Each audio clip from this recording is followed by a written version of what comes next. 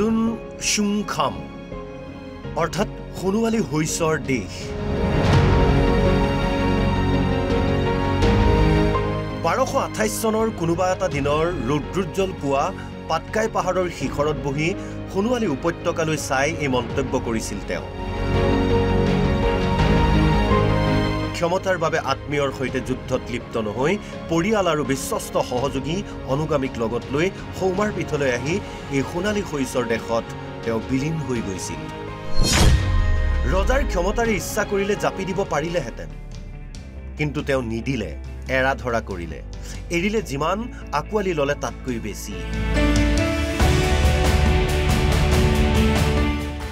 ক'ব বিচাৰিছো ভাষা সংস্কৃতিৰ এৰা ধৰাৰ কথা।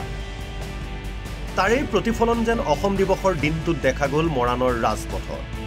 বিভিন্ন জাতি জনগোষ্ঠীৰ বৰ্ণিল সংস্কৃতি উদ্ভাসিত হৈ পৰিল মৰাণৰ ৰাজপথত।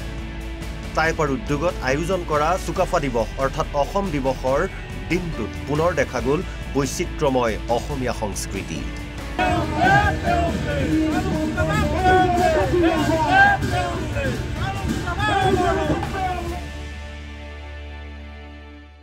চাউলুং চুকাফা সম্বন্ধৰ ক্ষেত্ৰত তিলৈ ঘাট মৌজাত এইবাৰ আমি একাদশ বাৰ্ষিক কেন্দ্ৰীয় চুকাফা দিৱস অনুষ্ঠিত কৰি আহিছোঁ। আজিৰ শেষৰ দিন অসম দিৱস। আজিৰ দিনটোতে 1228 খ্ৰীষ্টাব্দত আমাৰ এজন প্ৰতাপী কোঁৱৰ চাউলুং চুকাফা এই সমাপীঠত পদাপন্ন হৈছে। নাজিৰাত চৰকাৰীভাৱে অসম দিৱস উদযাপন। উন্মোচন কৰা হ'ল স্বৰ্গদেউ চাউলুং চুকাফাৰ প্ৰতিমূৰ্তি। সাংস্কৃতিক পৰিক্ৰমা বিভাগ তথা টাই আহোম উন্নয়ন পৰিষদৰ উদ্যোগত অনুষ্ঠিত অসম দিৱসত স্বৰ্গদেউ চুকাফাৰ প্ৰায় 20 ফুট উচ্চতাৰ প্ৰতিমূৰ্তি উন্মোচন কৰে কেবিনেট মন্ত্ৰী পীযুষ হাজৰিকাই। উপস্থিত থাকে মন্ত্ৰী বিমল বৰা, যোগেন মোহন, বিধায়ক ধৰ্মেশ্বৰ কোঁৱৰ, সুশান্ত বৰগোহাঁই ইত্যাদি।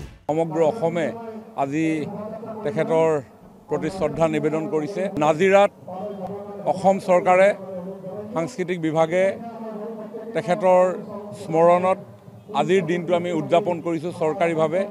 আৰু নাজিৰাবাসী ৰাইজৰ উদ্যোগত তথা ময়ূৰ বৰগোহাঁই ডাঙৰীয়াকে প্ৰমুখ কৰি অন্যান্যসকলৰ বিশেষ উদ্যোগত স্বৰ্গদেউগৰাকীৰ এটি প্ৰতিমূৰ্তি উদ্বোধন কৰা হৈছে। এই মূৰ্তিভাগে স্বৰ্গদেউ চাউলুং চুকাফাই 7 ৰাজধানী একৰাজ প্ৰতিষ্ঠা কৰাৰ যি বৰ অসমৰ আধুনিক অসমৰ সপোন দেখিছিল, সেই সপোনক আগুৱাই লৈ যোৱাৰ ক্ষেত্ৰত আমাক সকলোকে উদ্বুদ্ধ কৰিব। প্ৰতিমূৰ্তি উন্মোচন কৰি মন্ত্ৰী পীযুষ হাজৰিকাই ক'লে, চুকাফাৰ প্ৰতিমূৰ্তি উন্মোচন কৰিবলৈ পোৱাটো পৰম সৌভাগ্য। আমি সকলোৱে চুকাফাৰ আদৰ্শ ল'ব লাগে। অসমৰ ইতিহাসৰ সকলোতকৈ মহান আমাৰ ৰজা চাউলুং চুকাফাৰ এই আজি প্ৰতিমূৰ্তিটো স্থাপন কৰিবলৈ পাই অত্যন্ত সুখী হৈছোঁ। মই এগৰাকী সাধাৰণ ব্যক্তি, এজন সাধাৰণ ব্যক্তিয়ে স্বৰ্গদেউ চাউলুং চুকাফাৰ মূৰ্তিৰ উন্মোচন কৰিছোঁ, ৰাইজৰ কাৰণে উচৰ্গা কৰিবলৈ পাই অত্যন্ত গৌৰৱান্বিত অনুভৱ কৰিছোঁ, অত্যন্ত সুখী হৈছোঁ আৰু আশীৰ্বাদ বুলি মই গ্ৰহণ কৰিছোঁ। চৰাইদেউৰ সদৰ সোণাৰীটো AJYCPৰ উদ্যোগত উদযাপন কৰা হয় অসম দিৱস, য'ত উপস্থিত থাকে বিদেশী পৰ্যটকৰ লগতে কেইবা হাজাৰ লোক। অনুষ্ঠানত সকলোৱে সমস্বৰে গালে মায়াবিনী ৰাতিৰ বুকুত।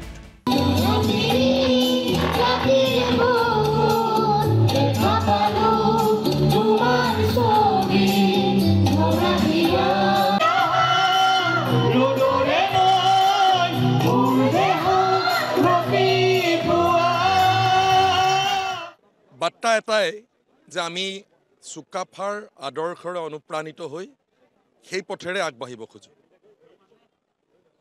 পাটকাই পৰ্বত সিপাৰৰ পৰা চুকাফাই এই মুলুকলৈ যেতিয়া আহিছিল, তেতিয়া তেখেতৰ লগত সংস্কৃতি লৈ আহিছিল, নিজৰ ভাষা লৈ আহিছিল। আৰু ইচ্ছা প্ৰকাশ কৰা হ'লে এই মুলুকত তেওঁ নিজৰ ভাষা, নিজৰ সংস্কৃতি প্ৰতিষ্ঠা কৰিব পাৰিলেহেঁতেন বা জাপি দিব পাৰিলেহেঁতেন। কিন্তু তাকে নকৰি চুকাফাই ইয়াত থকা ক্ষুদ্ৰ ক্ষুদ্ৰ জাতিসত্তাক একত্ৰিত কৰি বৃহৎ অসমীয়া জাতি গঠন প্ৰক্ৰিয়া ত্বৰান্বিত কৰিছিল। আৰু সেই প্ৰক্ৰিয়া বৰ্তমানেও অব্যাহত আছে। আৰু সেই যি নীতি, সেই নীতিকে সন্মুখত লৈ আমি অসম জাতীয়তাবাদী যুৱ ছাত্ৰ পৰিষদে আগবাঢ়িব খোজোঁ। গোলাঘাটতো অসম দিৱস উদযাপন কৰা হয়।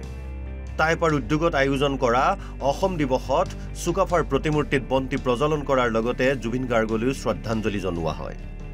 ধেমাজিৰ হাবুঙতো আহোমৰ পৰম্পৰাৰে অসম দিৱস উদযাপন কৰা হয়। পূৰ্বাঞ্চল টাই সাহিত্য সভা আৰু আটাচুৰ উদ্যোগত দিনজোৰা কাৰ্যসূচীৰে অসম দিৱস উদযাপন কৰি মহান স্বৰ্গদেউজনাৰ অৱদানক সোঁৱৰণ কৰাৰ লগতে তেওঁৰ আদৰ্শৰে বাট বুলিবলৈ পণ ল'লে উপস্থিত লোকসকলে। শদিয়াৰ চপাখোৱাতো আহোম জাতীয় মহাসভাৰ উদ্যোগত অসম দিৱস উদযাপন কৰা হয়। গোলাঘাটৰ সৰু পথাৰতো বৰ অসমৰ ভেটি গঢ়োতা চুকাফাৰ সোঁৱৰণত অসম দিৱস উদযাপন কৰাৰ লগতে ছাত্ৰ ছাত্ৰীসকলৰ মাজত চিত্ৰাংকন প্ৰতিযোগিতা অনুষ্ঠিত কৰা হয়। Bureau report, Assam live 24।